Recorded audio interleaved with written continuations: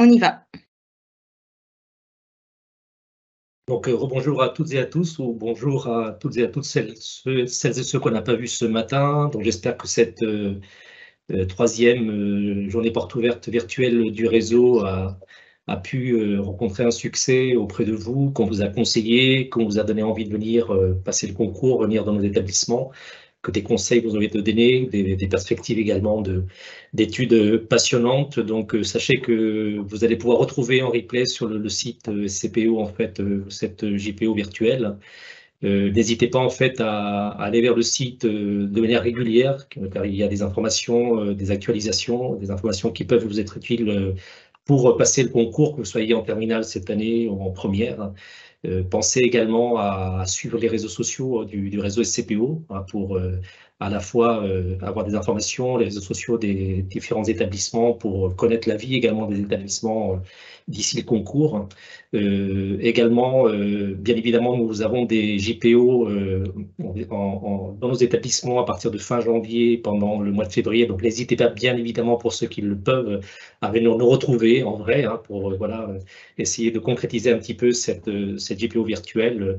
Où nous recevons beaucoup de familles et de candidats pendant ces JPO. Donc, venez nombreux au mois de février.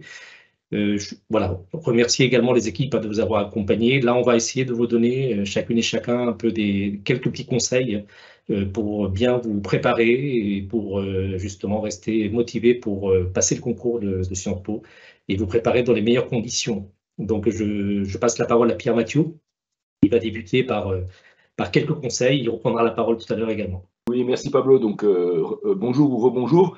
Alors, nos messages là s'adressent évidemment aux candidates ou candidats potentiels plus qu'à leurs parents, parce que je sais que le public ce matin est composé à la fois de parents et d'élèves. Alors, là, le premier message en termes de petits conseils qu'on vous donne là en fin de matinée de présentation, premier petit conseil, c'est d'être curieux.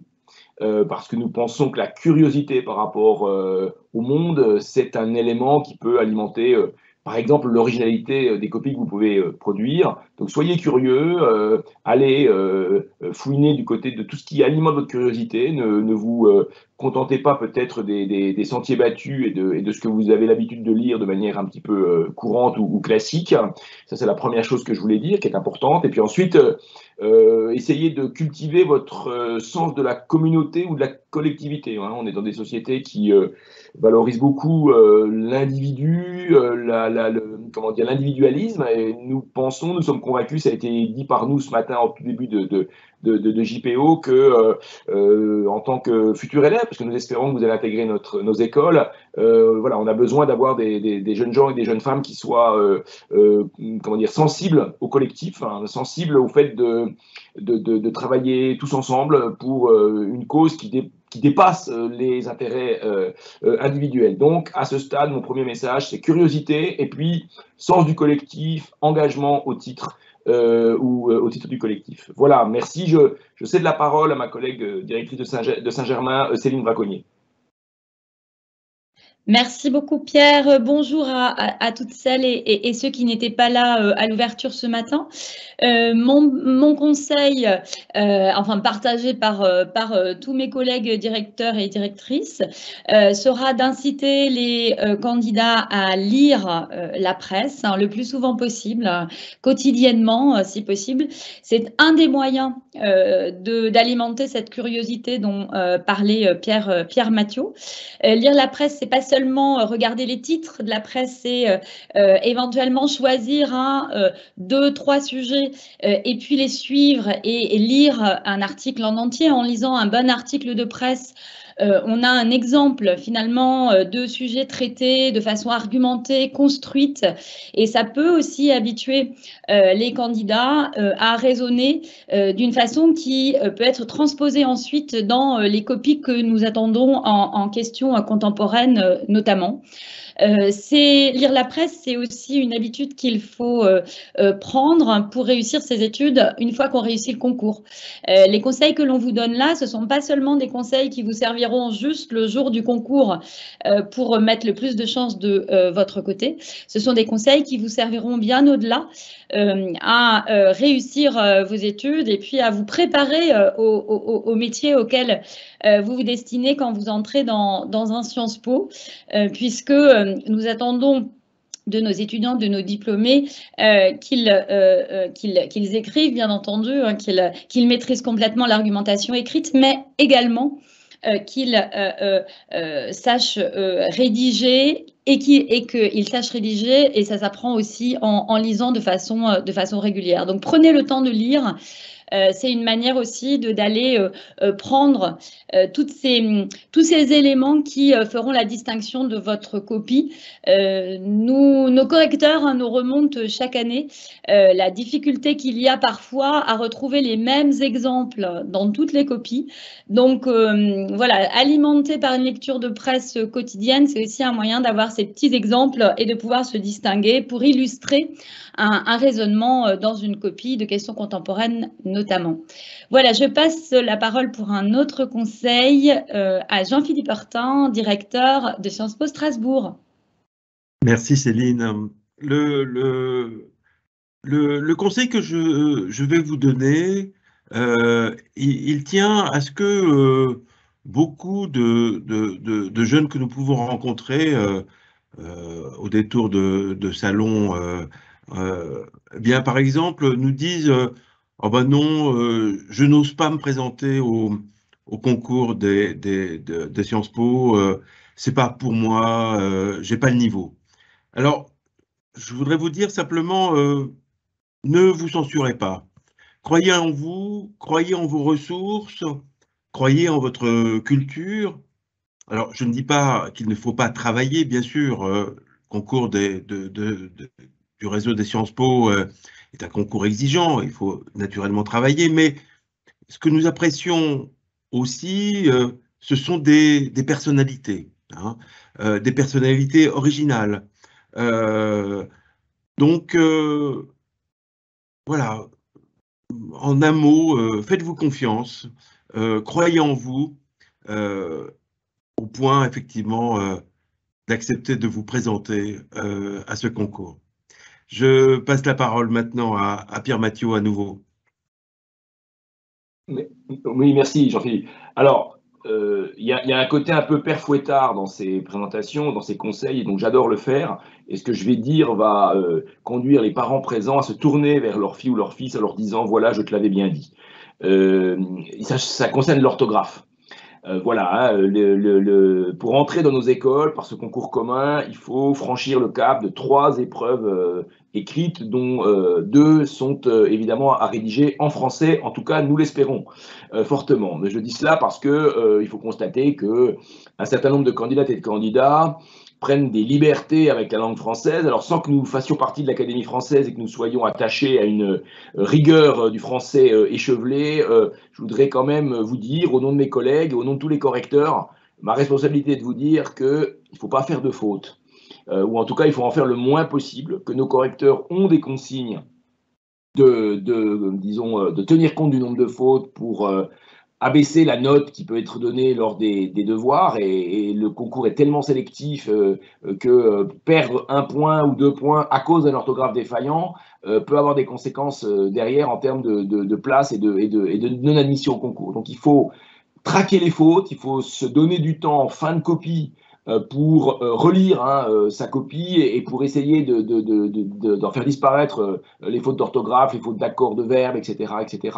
Et puis évidemment, lié à la question des fautes d'orthographe et à la question des accords de verbes, il faut aussi essayer de rédiger d'une manière claire, hein, puisque parfois l'expression écrite n'est pas toujours tout à fait évidente à décrypter. On comprend en gros ce que le candidat ou la candidate a envie de nous expliquer, mais c'est fait de manière un peu lourde, et ça peut avoir des conséquences sur la baisse de la note, n'est-ce pas? Il ne s'agit pas simplement d'avoir d'excellentes idées, d'avoir un très bon plan, d'avoir d'excellents exemples. Il faut aussi être capable de rédiger tout cela d'une façon lisible, sans faute et de façon compréhensible pour le correcteur. Ça suppose quand même de s'entraîner et ça suppose de ne pas être, comment dire, d'être à l'affût des fautes d'orthographe qu'on peut commettre, qu'on peut réaliser. Voilà, parce que, enfin, c'est notre responsabilité de le dire, hein, je le dis au nom de mes collègues, hein, je fais le bad cop là, ce matin, mais je me dois de le dire parce que voilà, ça serait quand même dommage de ne pas intégrer notre concours, ne pas réussir notre concours parce qu'on aurait, malgré un très bon niveau scolaire, un nombre de fautes trop important qui nous condamnerait à ne pas être admis. Voilà, merci. Je passe la parole à Pablo Diaz, directeur de Sciences Po Rennes. Merci Pierre. Donc vous voyez que vous devez faire face à pas mal de défis, faire un devoir original, croire en vous, essayer de vous démarquer par rapport à tous les autres candidats, ne pas faire de fautes d'orthographe, pouvoir lire la presse, donc pas mal de contraintes. Et je pense que vous pouvez vous projeter dans ces épreuves également en confiance si vous êtes en capacité également de bien vous préparer d'un point de vue à la fois physique, ça faire continuer à faire du sport, faire de la musique, faire d'autres activités en fait autour de la préparation au concours. Et également peut-être là, par rapport aux familles qui sont présentes, également bien préparer l'arrivée en fait dans chacun des sites le jour J en fait, de venir faire un repérage la veille, savoir où c'est. Parfois c'est dans des grands campus. Des fois on a vu par le passé arriver des candidats et des candidates en retard de quelques minutes et de ne pas pouvoir passer le concours. Donc vraiment prendre le temps d'arriver peut-être la veille pour ceux qui le peuvent, arriver à l'avance. On commence à rentrer dans les amphithéâtres, dans les classes à peu près une demi-heure avant l'épreuve. Donc vraiment le repérage, ne pas arriver essoufflé, stressé pour l'épreuve, car c'est le meilleur moyen de ne pas réussir à être original et réussir ses épreuves. Donc vraiment, la partie très pratique est très, très importante. Également quelque chose de très concret. Vous avez une journée entière d'épreuves. Pensez à apporter parfois un déjeuner également, que les parents puissent permettre aux candidats de se nourrir. Voilà, des fois, il peut ne pas y avoir toujours en fait à proximité peut-être des repas à disposition. Voilà, des choses concrètes vous permettant vraiment d'être dans les meilleures conditions possibles pour être original, ne pas faire de fautes d'orthographe et vraiment réussir le concours. Dernier petit conseil, bien évidemment, pensez à bien travailler pendant votre année de première et l'année de terminale. Ne pas oublier de passer le bac et d'avoir les meilleurs résultats parce qu'il y a bien évidemment des interactions fortes dans le programme d'histoire avec le programme d'histoire du concours, les langues, etc. Donc n'oubliez pas également de travailler, de réussir dans les meilleures conditions votre bac de l'année. Voilà, je passe la parole à Eric. Merci Pablo. Bonjour, rebonjour. Il y a ceux qui ont effectivement le mauvais rôle, le rôle du père Fouettard. Moi, j'ai un beau rôle, c'est plutôt celui du Père Noël. Je vais vous dire de vous ouvrir à la culture. Se cultiver, c'est s'étonner, c'est s'enthousiasmer, c'est progresser. Bien sûr, c'est s'améliorer. Hein. Et bon, en même temps, se préparer au concours du 20 avril, c'est comme préparer une compétition de haut niveau. Hein. Pierre Mathieu dirait c'est préparer un marathon. Hein. Ça s'improvise pas la veille ou la semaine qui précède. Alors, le niveau attendu reste celui des lycées. Hein. C'est un niveau programme de lycée. C'est un concours donc tout à fait accessible à un bon élève de terminale. Mais il faut s'entraîner aussitôt que possible. C'est maintenant que ça se joue. Il faut commencer à s'intéresser proposé. Hein. On attend des étudiants, on le redit, curieux, ouverts d'esprit, motivés. On va pas se mentir, il faut s'intéresser donc à la société. Il ne faut même pas s'inscrire au concours de Sciences Po hein, si on ne s'intéresse pas à l'évolution de l'Europe, du monde, à l'économie, à l'histoire, aux sciences sociales. Hein. Donc, Céline Braconnier l'a dit, hein, il faut vraiment lire la presse d'information politique, économique et générale, mais il y a aussi d'excellents podcasts accessibles sur les sites de Radio France. Hein, il y a des documentaires sur Arte, il faut regarder plutôt, sans doute, du côté du service public audiovisuel. Il y a aussi des cours en ligne, hein, y compris du côté des Sciences Po, mais il faut penser aussi aux pistes du côté des pratiques culturelles et artistiques qui peuvent vraiment faire la différence, notamment, on l'a dit, pour trouver des originalités, y compris dans les exemples. Alors, sur des sujets comme l'alimentation et le corps, hein, l'art contemporain peut être une source d'inspiration et de compréhension des grands enjeux qui est tout à fait accessible, possible, qui pourrait être décisive. Mais au-delà de la culture légitime, au-delà des beaux-arts, du théâtre, de la danse classique ou des musées. Il y a aussi du côté des cultures dites populaires, hein, du côté des séries, des BD, du cinéma, plutôt du côté du cinéma d'auteur, les salles d'art et d'essai. Il y a des tas de pistes, hein, que vous pouvez tout à fait suivre et qu'on vous invite aussi à creuser, quoi. Dites-vous que préparer, hein, aussi donc, au concours des Sciences Po, c'est de toute façon une formidable opportunité d'élargir ses propres horizons, ses centres d'intérêt, c'est une belle chance encore de grandir. Donc, bonne chance à toutes et à tous. La parole est à Madame Surel, directrice de Sciences Po Lyon. Merci Eric, bonjour à tous et toutes.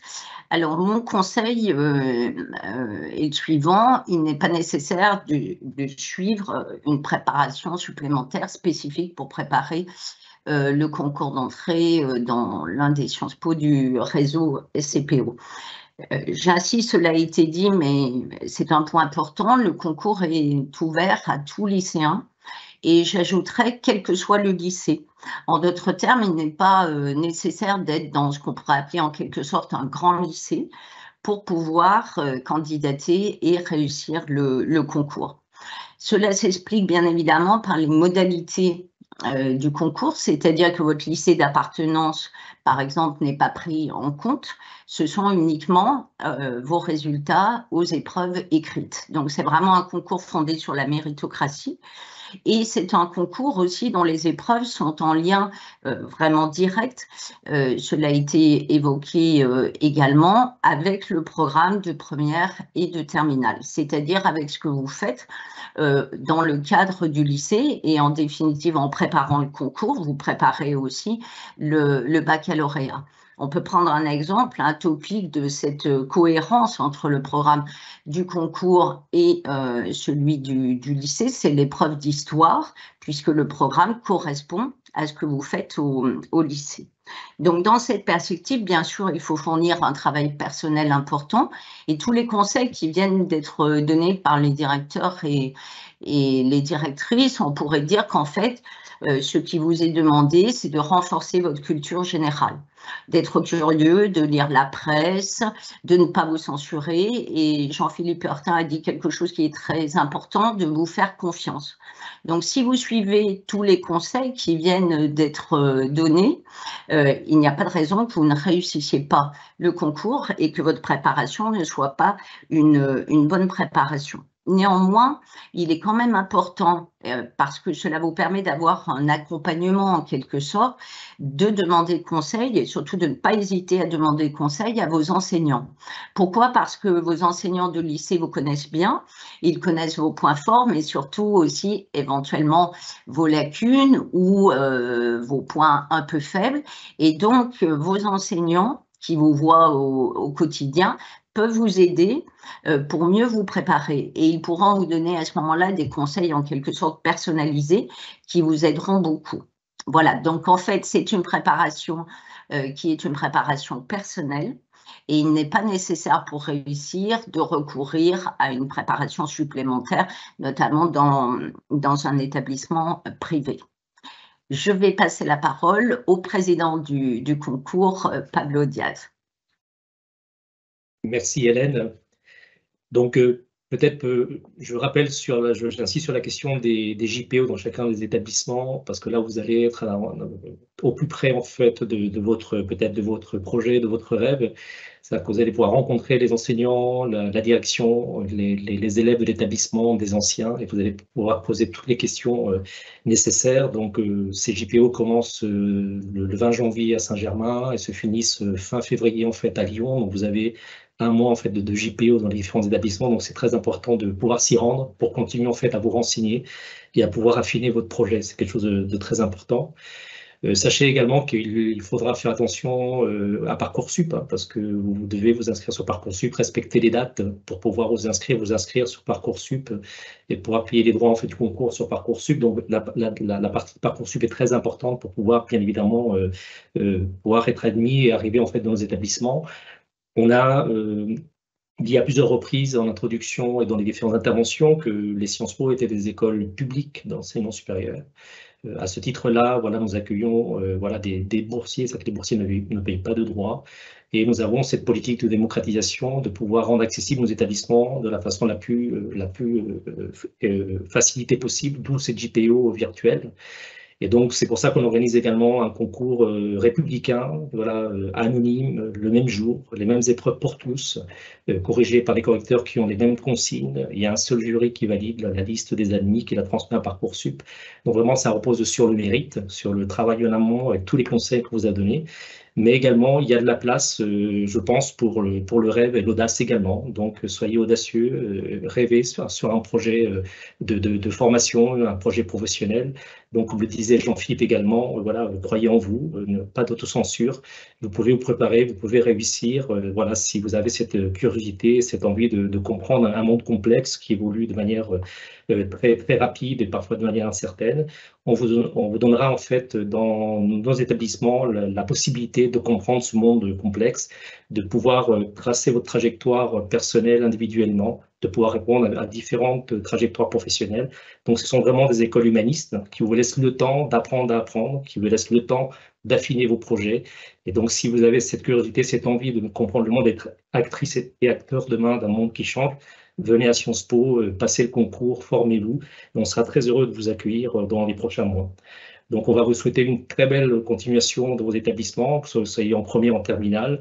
On peut vous accompagner d'ici le concours avec les JPO qui s'annoncent. En tout cas, on compte sur vous, sur votre envie, votre enthousiasme et vos rêves, et on est prêt à vous accueillir. Donc, à très bientôt. Très belle continuation au nom des directeurs et directrices. Et au plaisir de vous retrouver dans le JPO et dans nos établissements. À bientôt. Merci.